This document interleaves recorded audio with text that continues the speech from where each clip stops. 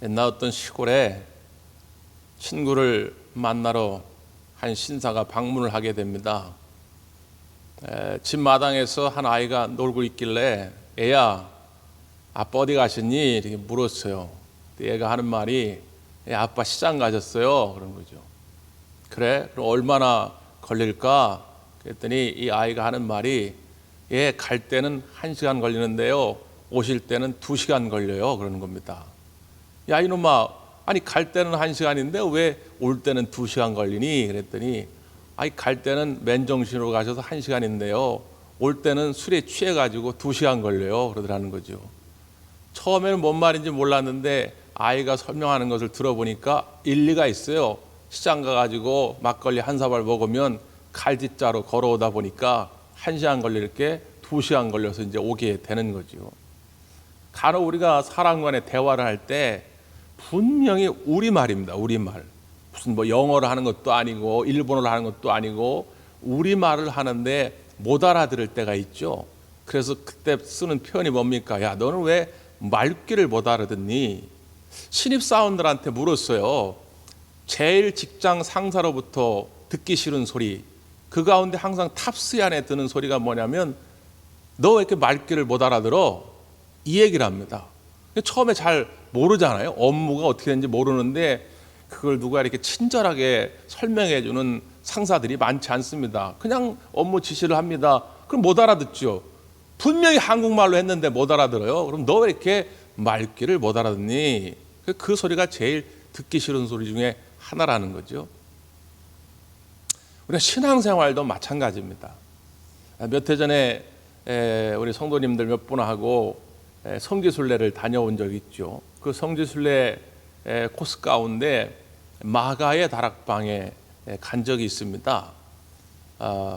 우리 예배당 한 3분의 2 정도만한 그런 공간인데요, 옛날에 다락방은 굉장히 컸어요.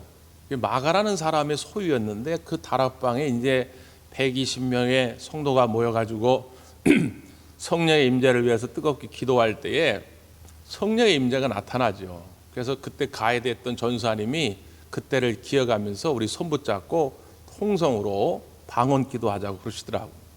근데 옆에 보니까 백인들이 와 있어요. 이렇게. 근데 백인들은 이 통성 기도에 익숙치가 않습니다. 그래서 막 우리끼리라면 쥐야 하고도 한번 하면 좋은데 그 옆에 다른 관람객도 있고 그러니까 그러지 말고 그냥 내가 하겠다. 내가 방언으로 기도하고 그 방언으로 기도한 내용을 똑같이 한국말로 기도했습니다. 정확히 어떤 내용인지는 제가 다 기억나지 않는데 제가 대략 그때 어떤 느낌으로 기도했는지가 기억이 나요. 그게 뭐였냐면 우리 성도들에게 성령 충만함을 주셔서 하나님의 뜻을 알게 하시고 하나님 뜻대로 살게 하여 주옵소서. 뭐 대략 이런 내용이었습니다. 정확한 건 기억이 나지 않지만 방언으로 기도한다고 하는 것은 이게 무슨 뭐 마귀를 내쫓고 뭐 병을 낫게 하고 이게 구원의 표징이 되고 이런 것보다 오순절 마가의 다락방에 성령 강림 때의 방언이 임한 건 뭐냐면 하나님의 뜻을 알게 한 것입니다. 하나님과의 소통이죠. 오순절날 마가의 다락방에 성령 임하는데 여러 가지 감각적인 현상들이 벌어집니다. 성령 임재가 불의 엿처럼 갈라지는 게 눈으로 보이는 거죠. 급하고 강한 바람 같은 것이 들려졌습니다. 시각과 청각의 변화가 왔죠. 그리고 혀가 부드러워지면서 내 의지로 말하는 것이 아니라 성령 인도하시는 대로 혀가 움직여지면서 내가 배워보지도 않은, 생전해보지도 않은 언어들이 터져나오기를 시작하는 것입니다. 그 성령 강림의 때에 그렇게 눈이 열리고 귀가 열리고 이 혀가 부드러워지면서 어떤 현상이 벌어지냐면 하나님의 뜻을 깨닫게 되는 것입니다. 그리고 나아가 이웃을 향한 사랑의 마음이 생겨나게 된 것이죠. 그러니까 성령이 임하게 되면 가장 큰 특징이 뭐냐? 하나님과의 소통이요, 이웃과의 소통입니다. 성령이 임하시기 전에 제자들을 대표적으로 베드로 같은 경우 말이죠, 하나님 뜻이, 주님 뜻이 뭔지 몰랐어요. 예수님이 십자가 지고 가시려고 하는데 그 십자가 길을 가로막습니다. 그러니까 예수님이 베드로에게 야 사탄아 내 뒤로 물러가라. 아니 베드로는 예수님을 위해서 하는 일인데 그 마음속에 사탄의 역사가 있는 거예요. 지금 너 성령의 인도함을 받지 못하고 그냥 자기 중심대로 자기 뜻대로 하면 분명히 겉으로는 하나님의 일을 한다고 말은 하는데 사탄의 이끌림을 받는 경우들을 우리가 종종 발견하게 됩니다. 매우 위험하죠. 바울 되기 전에 사울도 매일 예수 그리스도를 믿는 사람을 쫓아다니고 괴롭혔어요. 왜 그렇게 괴롭혔냐? 그게 하나님을 위한 일이라고 생각했기 때문에요. 주님을 만나지 못할 때, 주의 영이 임하지 못할 때 내가 하는 일이 이게 하나님을 대적하는 일인데 반대로 자기는 하나님을 위하는 것이라 착각을 하고 살았던 거죠. 이웃을 향한 소통도 열리지 않습니다. 요한과 야고보는 성령 임하기 전에 예수님께 한 자리 달라고 하지 않습니까?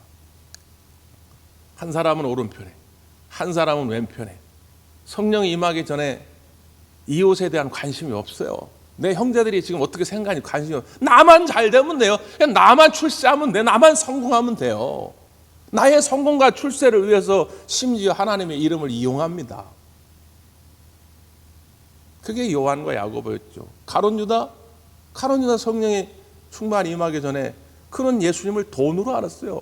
자기 돈 주머니를 채우는 도구, 겨우 은 30냥에 예수님을 팔아먹습니다. 이게 제자들의 모습이었어요. 근데 오순절 마가의 다락방에 성령 임하게 될 때에 하나님과의 소통이 일어나기 시작하면서 하나님의 음성이 들려진 거예요. 말귀가 트여지기 시작한 것입니다. 그 이전에도 하나님은 말씀했어요. 예수님은 수도 없이 제자들에게 말했는데 그 말이 뭔지를 못 알아들었어요. 근데 성령 임할 때 아하, 주님의 뜻이 이런 것이었구나. 그러면서 베드로는 이제 십자가에 거꾸로 매달려 죽기까지 주님 앞에 충성을 다합니다. 자기밖에 몰랐던 요한, 우레의 아들이라고 늘 혈기 부리고 변덕이 심하고 그런 요한이었으나 성령 임하게 될 때 이웃을 바라보게 됩니다. 그래서 별명이 어떻게 바뀌어요? 사랑의 사도로 바뀝니다. 입만 열면 사랑, 사랑, 사랑, 사랑. 성령 임하게 되면 하나님의 뜻을 알게 되고 이웃의 필요가 보여집니다. 간절히 바라기는 우리 대광교회 모든 성도들이 성령의 충만함을 받고 하나님과 소통하시고 우리 이웃들과 소통할 수 있게 되기를 간절히 바랍니다. 하나님의 뜻을 분별하지 못하면 하나님의 뜻이 무엇인지 모르면 극단의 삶을 삽니다. 자기 중심으로 살기 때문에 자기 멋대로 살게 되지요. 그러니까 하나님이 원치 않은 일에 열심을 내요. 열심은 열심인데 하나님이 원치 않은 일에 열심이 됩니다.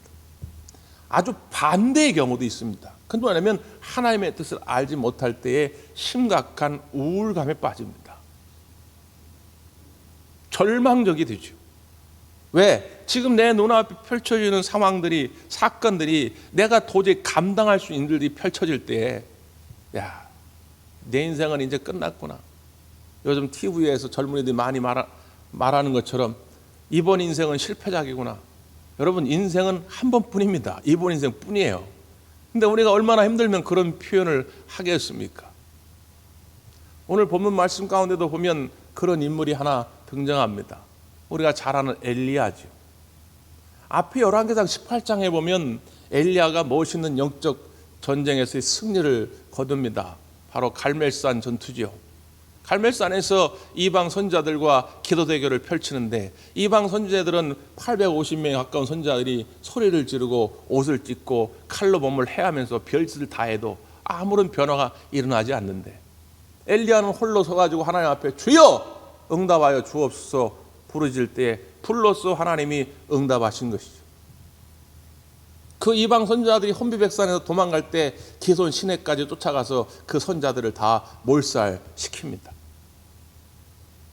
그때 그 이야기를 아합왕이 자기 부인 이세벨에게 가서 전하죠.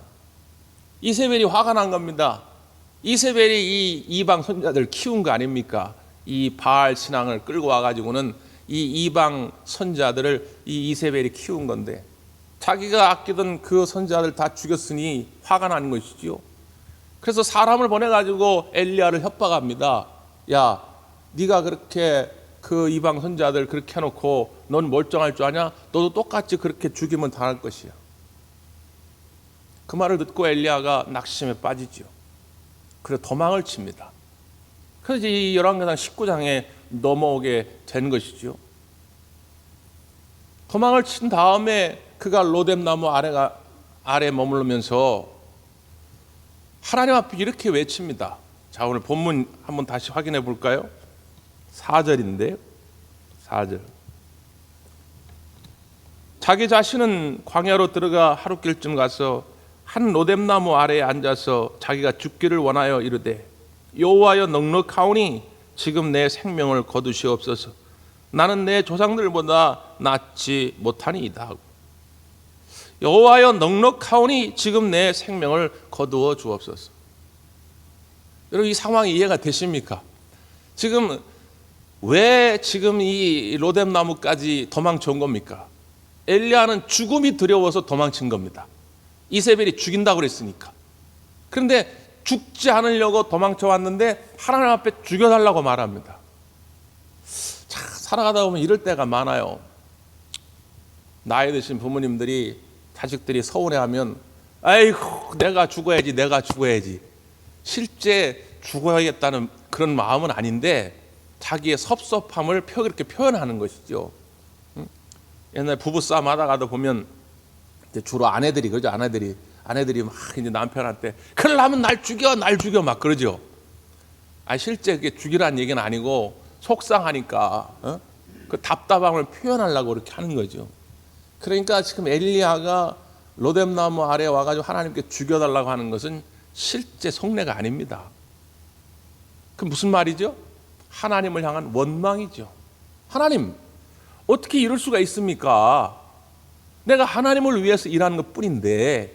그래서 이제 드디어 이스라엘의 종교개혁이 일어나고 정화운동이 일어나가지고 하나님만 칭송을 받고 하나님만 영광 받게 하려고 난 한 것 뿐인데, 그러기는커녕 오히려 이세벨은 말이지 더 기세등등 해가지고 나를 죽이겠다고 저렇게 달려드니 하나님 이게 어떻게 된 겁니까? 하나님 어찌 이럴 수 있습니까? 이거죠.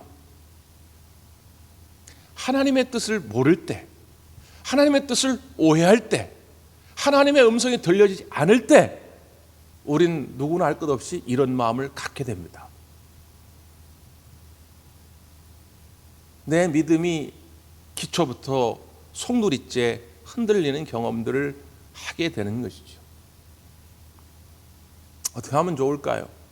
하나님이 엘리야에게 취한 조치입니다. 첫 번째 단계는 뭡니까? 우리 함께 읽어보죠. 7절입니다. 7절 시작.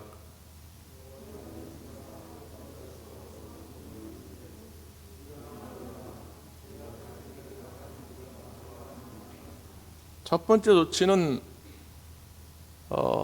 쇠약해진 육신을 다시 건강하게 회복시켜 줍니다. 천사를 보내가지고 떡과 물을 준비해주고 또 주물러 줍니다. 우리 원래 스트레스 받으면 몸무게 확 빠집니다. 저도 그런 경험이 있어요. 한 5kg 찔려면 한 10년 걸리는데 스트레스를 받으니까 한 달 만에 한 5kg가 싹 빠지더라고요. 그러니까 이게 정신적으로 힘이 들면 육신적으로도 쇠하여지죠. 그러니까 지금 엘리야가 그런 상태예요. 그러니까 떡과 물을 주면서 회복시켜주고 또 주물러 주고 그러는 것이죠. 요한복음 21장에도 보면 부활하신 예수님이 베드로와 제자들을 찾아가죠. 낙심한 마음으로 다시 고향으로 가서 갈릴리 호수에서 물고기를 잡는데 또 예수님 없이 물고기를 잡다 보니 될 일이 있습니까? 한 마리도 못 잡아서 한 마리도 못 잡고 낙심한 가운데 있는데 예수님이 가가지고 오른편에 던지라. 그래서 그 배를 만선으로 채우죠. 그래서 우리가 잘 아는 153마리의 물고기를 잡아들이는 그런 장면입니다. 거기 보면 이제 그 고기잡이를 하고 이 무트로 나오는데 이미 예수님께서 생선을 준비해 놓으십니다. 떡을 준비해 놓으십니다. 그리고 와서 이 조반을 먹으라 이렇게 말씀하죠. 우리가 인간적 마음 같으면 부활하시고 제자들에게 나타나셔가지고는 야, 너희들 어떻게 그럴 수가 있냐? 너 참 실망스럽다. 특히 너 베드로도 절대로 나를 배신하지 않겠다 그러더니 너 소녀 앞에서 나를 3번이나 부인해? 너 이놈 어떻게 그럴 수가 있어? 뭐 이런 말씀을 하실 수도 있을 것 같은데 아무런 그런 말씀 없이 우리 예수님은 와서 먹으라. 좋아 먹어라. 수고했다. 또 밤새 수고했는데 한 마리도 못 잡냐고 얼마나 마음이 공허했겠. 와서 먹으라. 그렇게 먹이신 다음에 그 다음에 내가 나를 사랑하느냐? 라고 묻습니다. 사랑하는 성도 여러분, 이것이 우리 주님의 마음입니다. 우리 주님의 이 손길이 여러분 가운데 함께하기를 간절히 바랍니다. 이 코로나19 가운데서도 우리 주님은 여러분을 강건하게 하실 것입니다. 절대로 여러분 흔들리지 말고 우리 주님의 그 손길을 바라보면서 여러분 몸과 마음이 늘 강건하시기를 바랍니다. 그래야 이제 그 다음부터 뭔가 주님의 일을 할 수가 있잖아요. 자, 2번째 조치는 뭐냐면 그렇게 먹이셔가지고 육신을 강건케 한 다음에 40일을 이끌고 호렙산으로 갑니다. 호렙산, 신의 산이죠. 그 호렙산은 어떤 자리입니까? 하나님이 모세와 만난 자리인데 모세만 만난 자리가 아니라 모세를 대표로 하는 이스라엘 백성을 만난 자리죠. 그래서 이스라엘 백성과 언약한 자리입니다.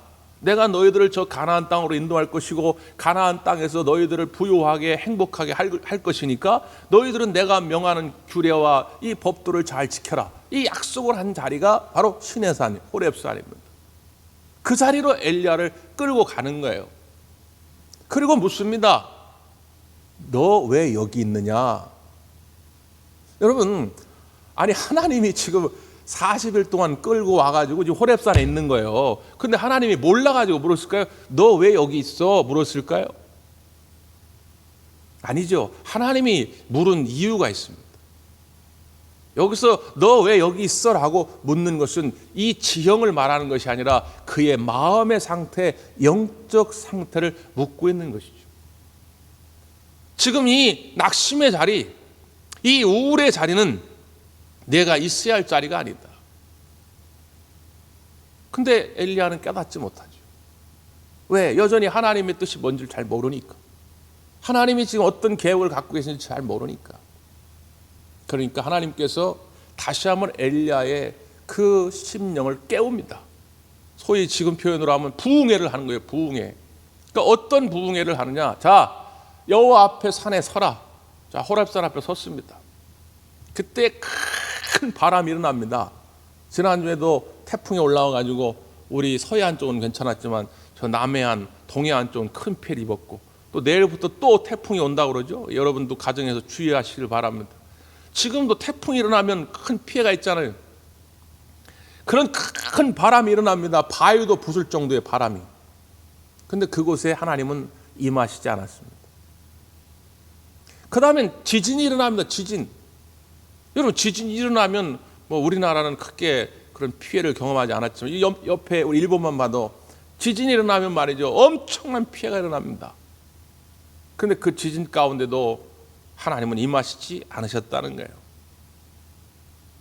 그 다음엔 불이 임합니다. 불. 이미 이 앞에 갈멜산 기도 전투에서 엘리야는 경험했잖아요. 불로서 임하시는 그 하나님. 그냥 기대했을 거예요. 아, 이번에도 불로서 임하시는가? 근데 여전히 하나님은 임하시지 않았다는 거죠. 그럼 언제 임했습니까?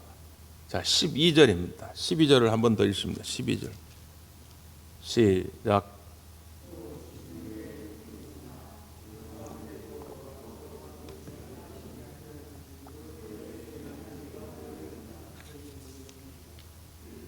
불 가운데도 계시지 아니했지만 불 후에 세미한 소리가 있는데 세미한 소리.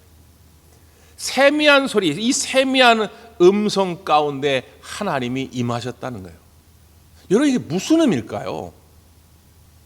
어떤 분들은 그런 이야기를 많이 합니다. 큰 바람 같은, 지진 같은, 불 같은 막 그런 이적들이 막 그런 역사들이 일어나면 나는 하나님 제대로 한번 믿어보겠다고. 지금도 1천만 우리 한국교회 성도들 가운데 다수는 아닙니다. 일부 아주 극히 일부의 그리스도인들은 이런 걸 쫓아다닙니다.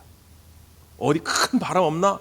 어디 교회 어떤 목사한테 뭐 어떤 선자한테 갔더니 막 큰 불 같은 역사가 있더라. 여러분, 그런데 하나님의 역사가 있을까요? 물론 있을 수도 있겠죠. 그러나 그게 본질이 아닙니다. 하나님의 임재, 하나님의 역사는 어떤 때 나타나냐? 세미한 소리, 하나님의 음성 가운데 하나님의 역사는 나타난다, 그 말이죠. 불이 없어도, 지진이 없어도, 큰 바람이 없어도 하나님의 음성을 들을 귀만 있으면, 그리고 그 말씀을 깨달을 수만 있다면 그 속에 하나님의 임재가 일어나고 하나님의 놀라운 기적이 일어나게 될 줄 믿습니다. 이게 진짜 신앙인이죠. 이게 그리스도인이에요. 우린 무속 신앙인들이 아닙니다. 우린 토테미즘을 믿는 사람들이 아니에요. 우린 미신이나 귀신을 믿는 사람들이 아니에요. 우린 주술가들이 아니에요. 우리는 하나님의 음성 앞에 철저히 나를 맡기고 그 음성을 따라 순종하며 사는 그리스도인들입니다. 그래서 점점 이제 이 말씀이 희미해지는 거죠. 하나님의 음성이 잘 안 들리는 겁니다. 그러다 보니까 아까 말씀드린 것 극단적인 두 가지 행동. 하나는 너무 자기 멋대로 사는 것이고, 하나는 우울감에 빠져 사는 거예요. 그러니까 엘리야야, 내 음성을 들어라, 내 음성. 그러면서 하나님의 음성을 통해서 뭘 깨닫게 해주냐면, 하사엘을 세워서 아람 나라의 왕이 되게 만들어라. 에후를 기름 부어서 이스라엘의 왕이 되게 만들어라. 엘리사에게 기름을 부어서 너 다음에 후임 선자로 세워라. 엘리야가 지금 잃어버리고 있던 사명을 일깨우는 것입니다. 아, 그렇구나. 성령이 소멸되면, 하나님의 음성이 들려지지 않으면, 하나님의 뜻을 깨닫지 못하면 자기 사명을 잃어버립니다. 근데 성령이 충만해지면, 하나님의 그 세미한 소리가 들려지면 사명을 깨닫게 돼요. 그게 뭐 그렇게 큰 것이 아니어도 좋습니다. 무슨 전 세계 복음화를 왜 내가 아프리카로 이슬람 나 무슨 그런 큰 뜻이 아니어도 좋습니다. 그냥 우리 집안에서 내가 뭘 할 수 있을까? 내가 우리 일터에서 뭘 할 수 있을까? 그냥 내가 하루하루의 삶 속에서 내가 주님을 기쁘시게 할 일이 뭐가 있을까? 이게 깨달아진다는 거예요. 되살아난다는 것이죠.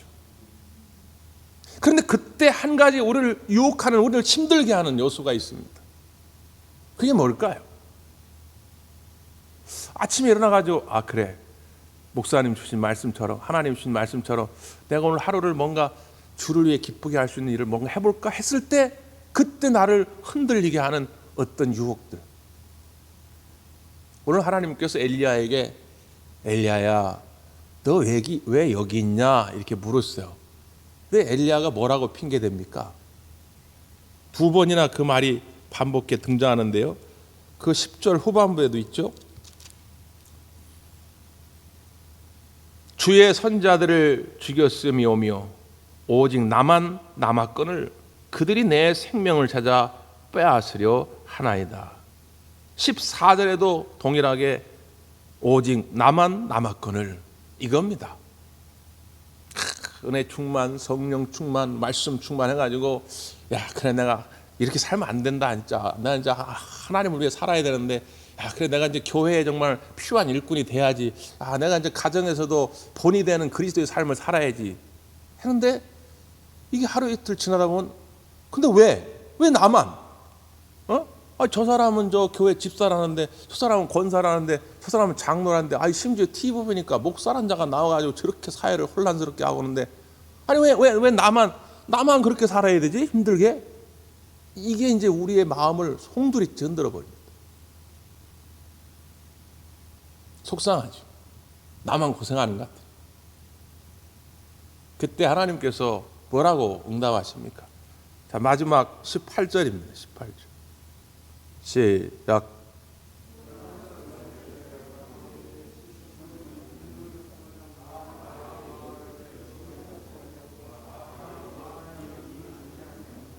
아멘. 엘리야는 몰랐거나 알면서도 모른 척했거나 그랬을 겁니다. 분명히 자기 주변에도 있었을 거예요. 여전히 하나님 앞에 순종하는 사람입니다. 근데 힘이 드니까 안 보여요, 그게. 심지어 지금 다음 후임 선자 엘리사한테 가가지고 기름을 붓지 않습니까? 7,000명 중에 대표 주자죠, 엘리사가. 엘리야가 그런 사실을 전혀 몰랐을까요? 알았을 거예요. 그런데 자기가 우울감에 빠지면 안 보여요. 여전히 정말 자기 자리에서 하나님만 바라보면서 정말 충성된 삶을 살아가는 사람들이, 동역자들이 안 보이고 나만 고생하는 것처럼 보이는 거죠. 그러면 힘이 들어요. 7,000명, 물론 정말 산술적으로 꼭 7,000명일 수도 있고, 제가 여러 번 말씀드리지만 유대인들에게 있어서 숫자는 늘 상징적입니다. 7은 완전수라고 그랬죠. 3이 하늘의 수고 4는 땅의 수요, 3과 4를 더하면 7, 완전수입니다. 1000은 충만을 말합니다. 10, 100, 1000만은 늘 충만함을 가리키죠. 그러니까 하나님만을 의지하고 신뢰하는 주의 종들이, 주의 일꾼들이 완전하고 충만하게 예비되어 있다는 거예요. 너 혼자가 아니라는 거예요. 이걸 우리가 흔히 남은 자 사상이라고 합니다. 남은 자 사상. 성경 속에는 이 남은 자 사상이 계속 등장합니다. 대표적인 게 노아의 홍수의 심판 때도 노아 가족은 살잖아요. 이 남은 자, 하나님은 이 남은 자들을 통해서 계속 하나님의 구원의 역사를 이루어갑니다. 이스라엘 역사 가운데 하나님 앞에 대적하고 하나님을 정말 가슴 아프게 했던 많은 시대가 있죠. 그렇다고 해가지고 다 그랬냐? 그건 아닙니다. 그 사람들은 징벌을 받을지라도 하나님께 남은 자들이 있어요. 이 남은 자들이 믿음을 지켰고 이들을 통해서 하나님은 계속해서 구원의 역사를 이루어가는 것이죠. 일제강점기에 우리 한국교회 성도들은 10만 명이 채 안 됐습니다. 그 10만 명 채 안 되는 가운데도 일제 탄압이 시작할 때에 배교한 사람들이 있어요. 다 믿음 잘 지킨 거 아닙니다. 너 예수 믿으면 너 죽어? 이러는데 그 총칼 앞에서 계속 당당하게 맞선다는 게 쉽지 않아요. 그럼에도 불구하고 우리 한국교회는 100만 구령운동을 펼쳤습니다. 지금 생각하면 웃긴 거죠. 10만 명도 안 되는데 거의 10배 부흥운동을 시작한 거예요. 그런데 그 남은 자들, 목에 칼이 들어와도 나는 예수님만 믿고 살겠다고 했던 이 남은 자들을 통해서 이 100만 구령운동이 10년, 20년 만에 이루어집니다. 폭발적인 부흥운동이 1900년 초에 일어나요. 지금도 여전히 마찬가지입니다. 한국교회 모든 성도들이 100% 다 하나님 앞에 온전히 서면 얼마나 좋겠습니까? 그러나 그러지 못할 수도 있어요. 그렇다고 해가지고 그들을 보면서 너무 실망하거나 낙심할 필요 없습니다. 여러분이 남은 자가 되시면 됩니다. 그리고 여러분이 알던 모르던 여러분의 주변에 하나님이 준비해 놓으신 그 하나님의 남은 자들이 계시다는 거예요. 그 남은 자들을 통하여 또 한국교회는 개혁되어져 갈 것이고 한국교회는 또 부흥되어져 갈 것입니다. 교회는 늘 완벽하지 않습니다. 제가 늘 말씀드리지만 우리 대광교도 마찬가지입니다. 완전하진 않아요. 그러나 하나님은 계속해서 공사해 가시고 계속 치료해 가시면서 천국 같은 교회를 하나님은 만들어 가실 것입니다. 그걸 누가 하느냐? 여러분이 해야 됩니다. 양광모라고 하는 시인이 쓴 시 가운데 꽃잎이 모여 꽃이 됩니다 라는 제목의 시가 있습니다. 꽃잎이 모여 꽃이 됩니다. 나무가 모여 숲이 됩니다. 햇살이 모여 노을이 됩니다. 냇물이 모여 바다가 됩니다. 작은 것이 모여 세상은 더 아름답게 만듭니다. 그런 내용입니다. 이 대광교회는 여러분이 모여서 대광교회가 되는 것입니다. 여러분이 대광교회입니다. 여러분이 아프면 대광교회도 아픕니다. 여러분이 흔들리면 대광교회도 흔들립니다. 그러나 여러분이 남은 자가 되어서 여러분이 끝까지 주님을 위해 충성하겠다고 하고 여러분이 끝까지 교회를 지키겠다고 하면 우리 교회는 건강해집니다. 우리 교회는 부흥할 수 있습니다. 지금의 상황은 문제가 되지 않아요. 여러분이 꼭 가정에서 일터에서 하나님의 남은 자의 사명을 감당하시기를 간절히 바랍니다. 기도하겠습니다.